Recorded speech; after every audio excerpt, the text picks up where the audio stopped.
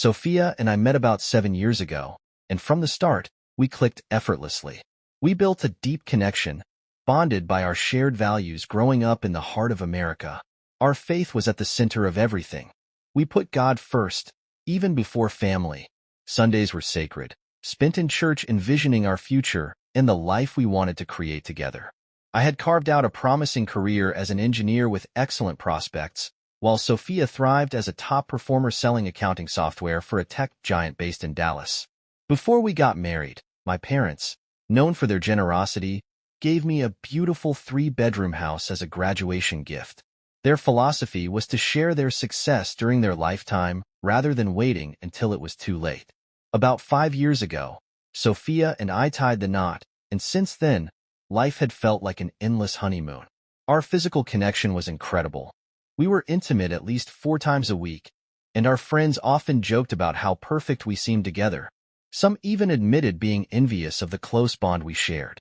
When we welcomed twin daughters into our lives, our happiness doubled. Raising them became our top priority as we worked to create a warm and loving home. Our lifestyle might seem dull to some. Weeknights were spent cooking at home, weekends were for date nights, and Sundays were strictly reserved for church. We didn't chase trends or hang out much, and Sophia's wardrobe leaned toward the conservative side, both at work and at home. Public displays of affection were rare for us, as intimacy stayed within the walls of our bedroom. The cornerstone of our marriage was trust and open communication, which had kept us solid. Sophia's affectionate nature, her gentle touches, soft kisses, and warm hugs, was one of the things I cherished most about her. Raising twins wasn't without its challenges, but I valued every moment, always stepping in to help Sophia when things became overwhelming. We communicated well and tackled problems together, which made life feel harmonious. Everything seemed to be going perfectly. Then, a week before her company's annual exhibition, Sophia found out she needed to attend unexpectedly because several coworkers had fallen ill. She tried to get out of it, even appealing to her boss, but ultimately, she couldn't avoid the trip. She apologized profusely, saying she hated being away from us for 3 days. "I'll miss you so much," she said, "but there's no way around it." I reassured her that we'd manage fine and helped her pack. As the company limo arrived to take her to the airport, I kissed her goodbye, thinking how fortunate I was to have such a strong, honest relationship. The second night she was away, everything changed. My friend and coworker, Ryan, who was attending a cybersecurity event in Dallas, messaged me out of the blue. "Hey, I just saw Sophia at the exhibition. Are you here for the same event?" Confused, I confirmed she was in Dallas but didn't know the name of her exhibition. Then, Ryan sent me 2 photos and a short video. The first picture left me momentarily speechless. Sophia was wearing a dress I'd never seen before, shorter and far more revealing than anything she'd ever worn. It had a deep neckline, paired with heels I didn't recognize. Her makeup and hair were flawless, making her look breathtakingly beautiful. At first, I laughed, thinking, wow, I wish she dressed like this more often. But that amusement quickly gave way to unease. The next image hit harder. It showed her sitting close to her boss, Nathan. They appeared relaxed and comfortable, their body language almost intimate. Then, I opened the video. It was brief but devastating. In it, Sophia leaned in and kissed Nathan, her arms draped around his neck while his hand rested on her chest. My world shattered. My chest tightened as I gasped for air, tears streaming uncontrollably. Ryan messaged again. "Are you okay? Do you want me to check on her?" Through trembling hands, I replied, "Yes. I'll call her now." I dialed Sophia, but her phone went to voicemail. I left a message, trying to keep my voice steady, and then updated Ryan. "I just tried to reach her," I wrote. His reply made my stomach churn. She saw the call but just put her phone back in her bag. "I've never seen her act or dress like this. Thanks for telling me," I responded. "You've been a good friend. I'll handle this. What would you have done if you were in my shoes? Let us know in the comments." An hour later, Ryan sent more photos and videos. One showed them dancing, his hand resting low on her back. Another captured a kiss on the dance floor. The final photo was of them deeply locked in an embrace, oblivious to the stopped music. My heart broke further with every image. Around 10 p.m., my phone buzzed. It was Sophia. I took a deep breath, forcing my voice to remain calm. Hey, sorry I missed your call, she began, her tone soft and sweet. I was at a dinner meeting and couldn't talk. I miss you so much, babe. I wish I were there cuddling under the covers with you. I miss you too, I replied, suppressing the storm of emotions brewing inside. The girls are doing great. I'll send you some pictures. They can't wait for you to come home. We exchanged goodnights, and as I hung up, fresh tears began to fall. The love I felt for her hadn't changed, but the betrayal was undeniable. Later that night, Ryan sent one final image, Sophia and Nathan, intimately close in a hotel lobby. Her skirt had ridden up as his hand crept underneath it, their lips locked in a passionate kiss. This was no mistake, no misunderstanding. It was a betrayal of the worst kind. Eventually, exhaustion overtook me, and I found fleeting comfort in memories of our wedding vows and the sheer joy of raising our daughters. The next morning, Sophia flooded my phone with affectionate messages packed with heart emojis, kisses, and sweet words. She gushed about how much she missed me and the girls, even hinting at a passionate night together once she got back home. When she finally returned, she was nothing but sweetness, acting as if everything were perfectly normal. It was almost surreal. Part of me wondered if she might have some dissociative issue, or was under the influence of medication without realizing it. I searched for any explanation, no matter how implausible. But deep down, I knew the truth. I had to face it and prepare myself for her return. Our conversations leading up to her arrival felt normal. Sophia kept saying how much she longed to be back with us. What cut the deepest wasn't just her betrayal, it was the deceit. The lies she told to cover up her affair were just as crushing as the images of her kissing Nathan in those photos. After seeing the evidence Ryan had shared, I knew I couldn't stay passive. Drawing on my tech skills, I discreetly installed tracking software on Sophia's phone. Initially, I'd bought the software to recover lost devices, but now it served a far darker purpose. I updated the app to its latest version and even walked Sophia through setting it up under the guise of convenience. The program could record calls, texts, and emails, automatically uploading them to a secure cloud. Let me be clear, I'd never wanted to spy on her. That kind of invasion would have felt unthinkable before. But after what I'd witnessed, my trust was obliterated. I felt like I had no choice. My primary goal now was protecting my daughters, and, if possible, salvaging what was left of our marriage. Caring for our 3-year-old twins became my lifeline. Whether I was making their breakfasts, picking up scattered toys, or playing with their dolls, those moments helped me cling to sanity. Let me tell you, handling twin toddlers is no easy task. Around 2 p.m., after settling them down for a nap and tidying up the house, I showered and sat down at the kitchen table to catch my breath. Sophia had sent 6 more sugary texts that day. One read, "Can't wait to call at 5. Missing my handsome hubby and my precious girls." Her words felt hollow now, but I forced myself to respond cheerfully, keeping up the facade. When I finally logged into the cloud account, my stomach sank. The text between Sophia and Nathan painted a damning picture. Here are just a few of the exchanges. "You were amazing last night, babe. Can't wait for tonight. Thanks, honeybee. I had a great time too. Let's meet in my room after work, before dinner." Sounds good, but I need to call my husband first. I'll be ready by 5:15. Does he suspect anything? Of course not. He thinks I'm still in love with him. We've kept it a secret for over 6 months, and he has no clue. Don't worry. Honeybee. That was my nickname for her, one I'd used during our most intimate moments. Now, she was giving it to him. How had I missed this? What kind of fool was I? Rage boiled inside me. I slammed my laptop shut and hurled a lamp across the room, watching it shatter against the wall. My pent-up anger exploded.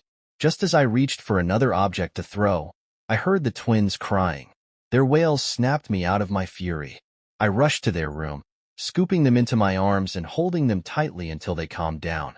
Afterward, I cleaned up the shards of glass from my outburst, poured myself a strong drink, and tried to collect my thoughts. It was clear. Our marriage was beyond saving. But before making my next move, I needed to strategize carefully. I avoided reading or listening to any more files, letting them accumulate in the cloud. Instead, I focused on maintaining a facade of normalcy, all while quietly laying the groundwork for my next steps. Contacting a divorce lawyer, hiring a private investigator, and securing custody of the girls. Their well-being was my only priority now. Later that afternoon, my phone buzzed. "Hey, sweetheart." Sophia's voice was as warm and familiar as ever. "How are my babies doing?" "They're missing their mommy," I replied, forcing my tone to stay light. "Oh, I miss them so much," she gushed. "And of course, I miss you too. I can't wait to wrap my arms around you when I get back. You're going to get the biggest kiss of your life." I played along, just as I'd planned. "I think of you constantly, darling. I can't wait to hold my beautiful wife again." Her voice purred through the phone. "We'll be together soon." At exactly 5:15, she ended the call with, "I love you, Hank. I've got to catch the shuttle back to the hotel. I'll message you later." "I love you too, sweetheart," I said, knowing every word from her was a lie.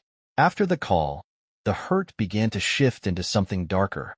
Contempt, anger, a searing need for revenge. I had poured my heart and soul into loving Sophia, and her betrayal cut deeper because of it. Now, I was determined to expose her lies and make her face the consequences. When she returned from her trip, I greeted her at the airport. She threw her arms around me, just as she promised, and kissed me passionately. It was almost convincing. Either she was a master of deception, or some part of her still cared for me. I couldn't figure it out. That evening, she spent over an hour doting on the girls, showering them with affection and laughing as if nothing had happened. Later in bed, she was especially tender, whispering how much she'd missed me and the girls. "It was so hard being away from you," she murmured, her voice heavy with emotion. "I just want to be close to you." She clung to me as though nothing had changed. But for me, everything had. The images from the exhibition stayed burned in my mind, even as I returned Sophia's affection, pretending to be the loving husband everyone believed I was. I savored those moments, knowing deep down that the charade couldn't last much longer. To the outside world, we seemed like the perfect couple. Friends admired our bond, even envied it. But behind closed doors, I was playing a part, hiding the searing truth of her betrayal. For 3 agonizing months, I watched Sophia like a hawk. I checked for any irregularities, late nights, odd phone calls, suspicious messages, but nothing seemed out of the ordinary. She came home on time, was attentive to the girls, and continued to act like the devoted wife. A small part of me clung to the hope that it had all been a misunderstanding, that somehow, things could go back to how they were. That hope was shattered when Carlos, the private investigator I'd hired, called. "We need to meet," he said. "I have the results of my investigation." The next day, I arrived at his downtown office, my stomach in knots. Carlos greeted me with a firm handshake and led me into a private conference room. "Good afternoon, Hank," he began, his tone serious. "I wish I had better news." I braced myself. "Let's get this over with." Carlos slid a thick leather binder across the table. It was divided into sections: text messages, voice transcripts, call logs, photos, and videos. Each tab felt like another nail in the coffin of my marriage. "I don't understand," I said, rubbing my temples. "I've been watching her for months, and she's been nothing but perfect. None of this makes sense." Carlos nodded, his expression calm but sympathetic. "Let's walk through everything step by step. Sometimes the truth is hidden in plain sight." I had avoided reviewing the cloud recordings, too afraid of what I might find. But as Carlos flipped through the binder, my remaining hope dissolved. There were over 75 pages of text messages, 25 pages of emails, and countless time-stamped photos of Sophia and Nathan entering and leaving hotel rooms together. Carlos turned to me, his voice steady. "Based on our findings, your wife has been meeting man at a motel at least 4 times a week for the past 3 months. They spend an average of 2 hours together each time." I felt like the wind had been knocked out of me. But then Carlos turned to another page and showed me a photo of a different man. "For the past month, it appears she's also been seeing this man. Do you recognize him?" The color drained from my face. "That's Charles Gray," I whispered, "the CEO of her company. Are you telling me she's involved with both of them?" Carlos's tone softened. I'm afraid so. Based on text messages, call logs, and video evidence, she's been maintaining physical relationships with both men. He paused before continuing. There's a video labeled balcony, he said. It shows Sophia and Charles during an intimate moment on a hotel balcony. The footage is in high definition, with clear audio. They didn't realize they were being recorded. He hit play on an 80-inch screen, and the room filled with damning evidence. There was Sophia, leaning over the balcony railing, Charles standing behind her. The laughter, the whispered words, and the intimacy. Every detail confirmed what I feared. I excused myself to the restroom, barely able to hold myself together. When I returned, Carlos had even more to show me. There's another video, he said gravely. This one involves both Nathan and Charles. I know this is painful, but these recordings could be vital if you pursue a divorce and custody case. My heart sank. You mean at the same time? Carlos nodded. It seems Nathan introduced Charles after Sophia expressed interest in, let's call it a triad dynamic. I've compiled everything on this USB drive and in the binder. Your lawyer will need these for your case. Later that day, I met with my attorney. She was visibly shocked by the volume of evidence. It's hard to believe she's been living this double life, she said. But with this much proof, your case is solid. We can begin filing the divorce papers immediately. As I left her office, the reality of it all settled in. I had known the marriage was over from the moment I saw those first photos, but seeing the videos extinguished any last ember of hope I might have clung to. The woman I loved, the mother of my children, had become a stranger. That evening, after putting the girls to bed, Sophia and I sat down to watch a movie. I casually suggested Unfaithful, a film I'd heard about but hadn't seen. Its theme felt like the perfect backdrop for the conversation I was gearing up to have. About halfway through the movie, I tested the waters. Can you believe a married man would fall for someone else? I chuckled. Imagine me with another woman. Sophia's eyes narrowed, and her tone sharpened. Really? Who? If I even think you're with someone else, I'm gone. You're mine, Hank. No one else's. Her indignation was almost laughable. The hypocrisy stung. Relax, I said with a forced smile. It's just a hypothetical. What about you? You're the most beautiful woman in your office. No one flirts with you. Of course not, she snapped. They know I'm married, and I'd never cheat on you. I pressed further, keeping my tone light. So, you've never even been tempted? Not once. Sophia's anger flared. How could you even ask that? I tell you all the time how much I love you. I've always been faithful. I nodded, pretending to believe her, and turned my attention back to the movie. But her words only fueled the fire in my chest. How could she lie so effortlessly? A few minutes later, I picked up my phone. What are you doing? She asked, her voice laced with suspicion. Just looking at something more real, I replied. Her curiosity turned to unease as I turned my screen toward her. The photo of her and Nathan on the dance floor, his hand resting on her backside, filled the room with silence. Sophia froze, her mouth opening and closing as she searched for words. That's not what it looks like, she stammered. Really? I said, my voice calm but icy. Because it looks like you're enjoying yourself. Care to explain? She fumbled for an excuse, her confidence wavering. It was just one dance, Hank. He grabbed me afterward, and I slapped him. You don't see that part. I'm so sorry. It won't happen again. I leaned back, pretending to consider her words. Is that the only incident? Yes, baby, she said, her voice trembling. I swear. For now, I let her believe she convinced me. But as the tension in the room eased, I picked up my phone again. This time, I played the video of her and Nathan on the hotel couch, his hands roaming where they shouldn't. Sophia's face went pale. Remember that night you called to say you were heading to bed early? I asked, hitting play. Funny, this looks like you were wide awake. She stammered, Hank, I can explain. But I wasn't interested in her lies anymore. My contempt had eclipsed my anger. I've always believed you, I said, locking eyes with Sophia. But in the last 20 minutes, you've lied to me twice. Can you even begin to understand how that feels? Here I am, sitting at home with our daughters, and the woman I love is out kissing her boss in some bar. wearing the most revealing dress I've ever seen you in. How do you think that makes me feel? I love you, Hank, she sobbed, tears streaming down her face. That happened months ago. Why didn't you confront me earlier? Honestly, I replied, staring her down. I wanted to see if you'd admit it on your own.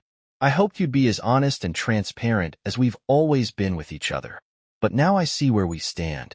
So, tell me, are there more lies? Do you have feelings for him? Are you thinking of leaving me? I could see her squirm under the weight of her own guilt, and I couldn't deny that a part of me enjoyed it. Her tears came harder as she swore up and down. I love you and only you, Hank. Please believe me. Sophia, I said firmly, cutting through her sobbing. Please stop telling me how much you love me. I know you do, or at least you think you do, and I love you too. But love doesn't change the reality of these photos. I need answers. Are there any more lies? She took a shaky breath, trying to steady herself. Hank, please. Nothing more than a kiss happened. I told him to stop every time. I don't know what your friend told you, but you have to trust me. I sighed, pretending to consider her words. All right, baby. I trust you, I said, my tone softer. But here's what I don't get. Why did you dress like that for him? You've never worn something like that for me. Was it for him? Do you have feelings for him? Please, I need the truth. Her tears began again, harder this time. No, Hank. I only love you. I never want to lose you. I don't know why I dressed that way. Maybe it was because the other women were dressed like that, and I felt insecure. But nothing happened. I swear. I gave her a long, searching look, my mind already made up. I understand that, I said calmly. But why didn't you tell me about Nathan and what happened? If nothing else, why hide it?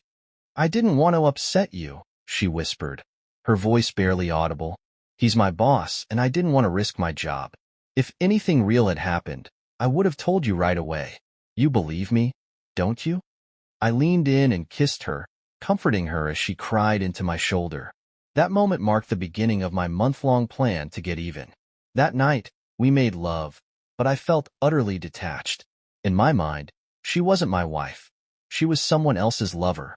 I wasn't about to deny myself her body, but the emotional connection was gone.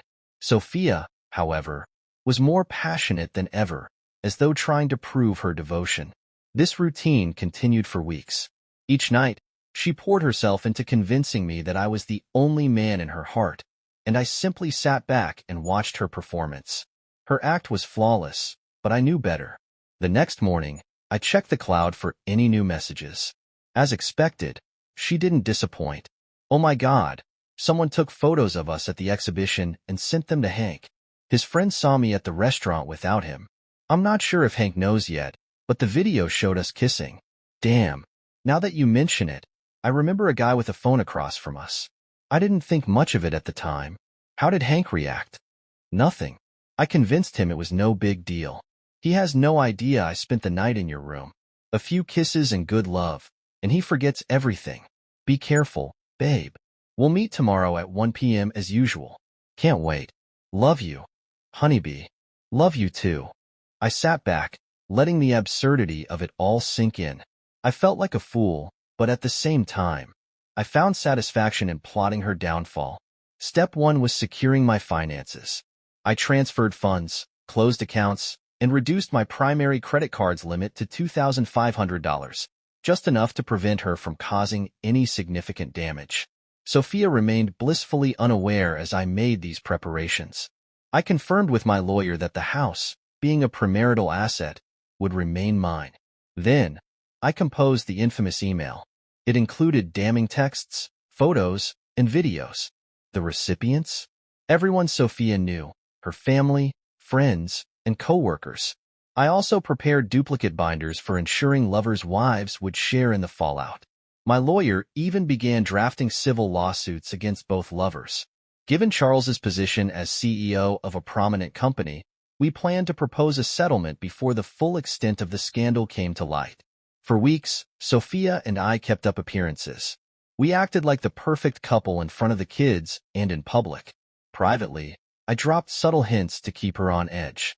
So, I asked one evening over dinner, Has your boss said anything about what happened at the exhibition? Is there something you need to tell me? She kept her composure, lying smoothly. No, not at all. We've been so busy we barely talk anymore. Her ease with deceit was astonishing.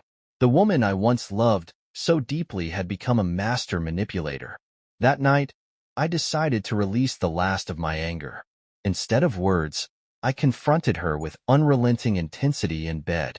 "Oh my God, Hank," she gasped, breathless. "What's gotten into you? You're wild tonight." I didn't answer. I simply smiled, knowing it would be our last night together before everything unraveled. The next day, the fallout began. At precisely 1 p.m., a sheriff walked into the corporate offices of Amatec Industries. "Mr. Charles," he asked, envelope in hand. "You've been served." Charles stood frozen in his office, clutching the papers, his face pale. Moments later, he summoned Nathan to his office. By then, Nathan had already been served as well. "What the hell happened?" Nathan demanded, his voice rising. But neither man had any answers. Back home, Sophia remained oblivious, for now. But her day was coming. "What the hell happened?" Nathan demanded as he stormed into Charles's office, his face red with panic. "If my wife finds out about this, I'm done." Charles leaned forward, his expression dark. "This is on you," he growled. "You assured me this woman wouldn't leave us vulnerable. Fix it, Nathan, or I'll destroy you and your family. Do you understand me?" Charles Gray wasn't a man to be trifled with. He hadn't clawed his way to the top of a multi-billion-dollar corporation by being soft. Nathan, now visibly shaken, hurried out of the office, his mind racing. He needed to talk to Sophia immediately. As he headed toward her office, he passed the sheriff, who had just walked out of the same hallway. Bursting through her door, he found Sophia sitting at her desk, tears streaming down her face. "What happened?" she stammered, her voice thick with emotion. "How did he find out?" "I don't know," Nathan replied, his voice trembling. "But I've been served with divorce papers, and Charles and I are both facing civil lawsuits for our actions," said Nathan. "There has to be more evidence than just those photos you showed me. You need to convince Hank to drop this, Sophia. If you don't, Gray will ruin us both." "Oh my God, Nathan," she sobbed. "This is a disaster. I don't want to lose Hank. I love him. I have to find a way to fix this." "Do whatever it takes," Nathan urged. "Go home, talk to him, make him see reason. Call me tonight, and keep me updated." Still trembling, Sophia packed her things and drove home. The reality of what was happening hit her like a freight train. The man she loved, the father of her children, was divorcing her. She didn't want it to end like this. Yes, she had given in to temptation, but she genuinely loved Hank and couldn't imagine life without him. When she arrived at the house, it was empty. The girls were at Hank's sister's house for the afternoon, as they often were while both parents worked. Sophia quickly called Hank's sister and asked if she could keep the girls overnight. Without hesitation, she agreed. Sophia took a long shower, did her hair and makeup, and waited anxiously for Hank to come home. At 6 p.m., she heard the garage door open. Her heart pounded as the confrontation she dreaded drew closer. "Sophia," I said, stepping into the living room, my voice calm but icy. "Didn't expect to see you tonight. I figured you'd be with Nathan and Charles." "Hank, please," she said, taking my hand and guiding me to the couch. Her demeanor was calm, almost too calm, as though she had rehearsed every word she was about to say. I played along, letting her believe she had the upper hand. "Hank," she began, her voice trembling with emotion. "I was served today, but I don't want a divorce. I love you, and I need you. I won't sign those papers. Charles and Nathan means nothing to me. It was a mistake, and I'm so sorry. It will never happen again, I promise." "Oh, you promise?" I replied with a sarcastic smile. "Well, in that case, I guess I can trust you now. Let's forget everything and go back to normal, shall we?" Sophia's eyes lit up with hope as she threw her arms around me, kissing me deeply. "Thank you, baby. I love you so much. I'm so grateful you forgive me. I'll never lie to you again, I swear." I gently pulled away, pushing her aside. "You're delusional, Sophia," I said, my voice cold and unyielding. I can't trust you anymore. After all the lies, the deceit, there's nothing left. I gave you so many chances to come clean, but you kept lying and destroying what we had. Do you even understand what this is doing to our girls? I can't just look the other way. And do you know why I'm going after Nathan and Charles? Her eyes widened in shock.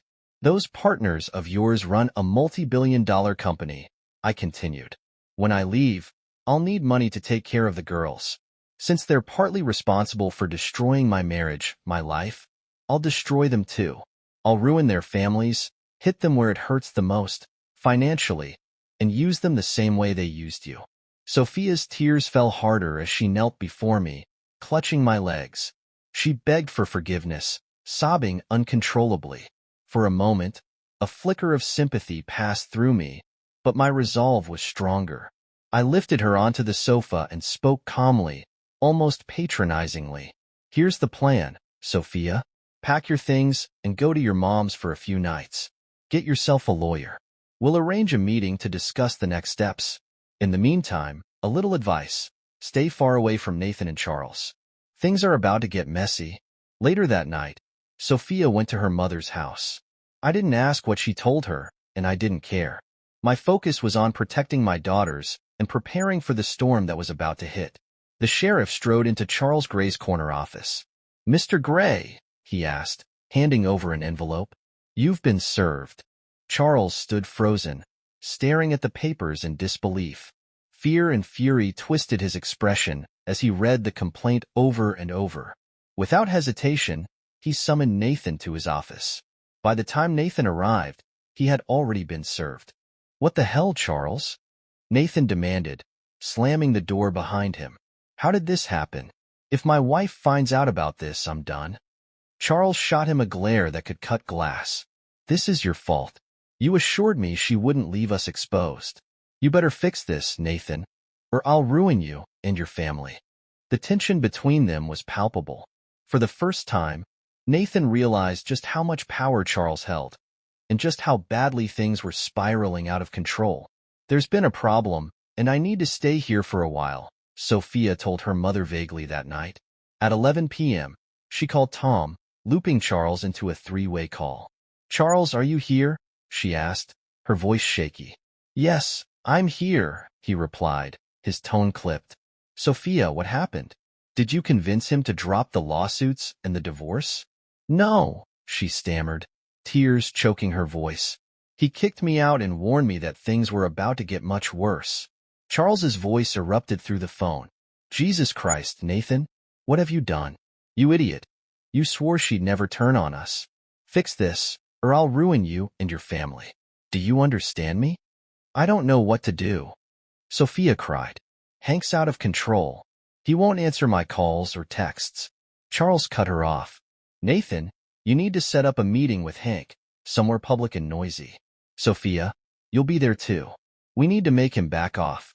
If he refuses, Tom and I will explain just how much worse it'll be for him and his family if he doesn't. I have people who can handle things like this, and I won't hesitate to use them." Nathan's voice shook as he replied, "Yes, Mr. Gray. I understand." "And Sophia," Charles said coldly, "you know what you need to do." "Yes, Mr. Gray," she murmured. "Good. Make it happen tomorrow. We're running out of time," Charles ordered before hanging up. Nathan and Sophia ended the call filled with dread, their fear palpable. They had no idea how badly things were about to unravel. That night, I listened to their call, unsurprised by their desperation. I already had my next move planned. The following morning, Nathan called me, asking to meet and settle things. I agreed, choosing a courtyard cafe for the meeting, knowing it would be easy to capture every word. By 4 p.m., I was at my private investigator's office, preparing with cutting-edge equipment. We had noise-canceling microphones to pick up every sound, even in the noisy setting, and a camera ready to record the encounter. Everything was set. I arrived at 6:15, deliberately keeping them waiting. As I approached, I spotted Sophia sitting with her two accomplices. She looked tense but composed, as if clinging to some slim hope of reconciliation. "Sophia," I said evenly, "I didn't expect to see you here with your partners." but I suppose we all know where your loyalties lie. I turned to the men. So, gentlemen, what brings us here? Charles was the first to speak. Hank, I'm Charles Gray. I requested this meeting. Gray, I said, looking him over. You look different in person. These videos don't quite do you justice. Can't say it's a pleasure to meet you. Charles's composure faltered briefly before he continued. I understand your anger, Hank. If I were in your position, I don't know how I'd react. But we need to discuss this situation. Go ahead, I said, leaning back and pretending to play along. We want you to drop the lawsuits against me, Nathan and the company, he said, trying to sound reasonable. I let out a low chuckle. That's it? Sorry, but no can do. Someone has to pay for taking away the most important thing in my life. I glanced at Sophia, the only woman I've ever loved, the mother of my kids. Sophia began to cry, the weight of the situation crashing down on her. What will it take for you to end this and take Sophia back? Charles asked, his voice tight. Name your price. I leaned forward, my tone ice cold. First, no amount of money could make me take her back. She destroyed my trust, my love, and my family. But I'll drop the lawsuits under two conditions. 1. I want $5 million in compensation. 2. I want to meet both your wives, and Sophia has to confess everything to them. Charles's face twisted with fury. Go to hell, Hank. I'll give you $100,000 and an agreement to keep this quiet forever. I smiled, unfazed. That's not going to cut it, but I'll lower it to $4 million on one condition. Your families must know the truth. Charles's temper flared. You're sealing your fate. Think it over, Hank. Drop the lawsuits and take Sophia back. It was just a fling. We can resolve this. Without a word, I pulled out my phone and sent 2 prearranged text messages. Then I opened my email and hit send on several messages containing photos, videos, and texts. Within moments, they landed in the inboxes of Sophia's friends, family, and co-workers.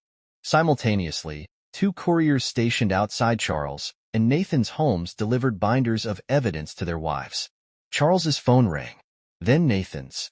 Their wives were calling, and panic spread across their faces as they realized the extent of what had just happened. What the hell, Hank? Charles shouted, red-faced. Are you dropping the lawsuits? I leaned back, calm as ever. My answer to you, Nathan, and Sophia is this. Go to hell. Their phones rang again. Both men looked pale, their expressions shifting from anger to desperation. Sophia turned to me, her voice trembling. What's going on, Hank? Check your email, I said with a smirk. You'll understand soon enough. Charles, now seething with rage, pointed a finger at me. You're dead, Hank. I'll slit your throat and watch you bleed out like a dog. With that, he stormed out. Nathan, on the verge of tears, looked at me helplessly. Why? Why would you do this to me? I raised an eyebrow. Seriously?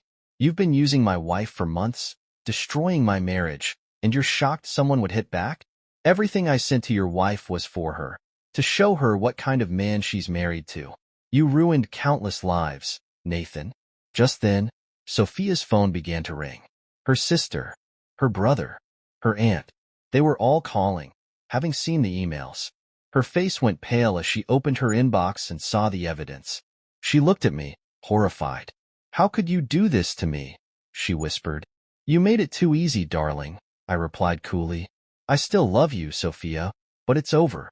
After I hand this recording to the authorities and social services, my lawyer is confident I'll get full custody of the girls. You'll be lucky to avoid jail time.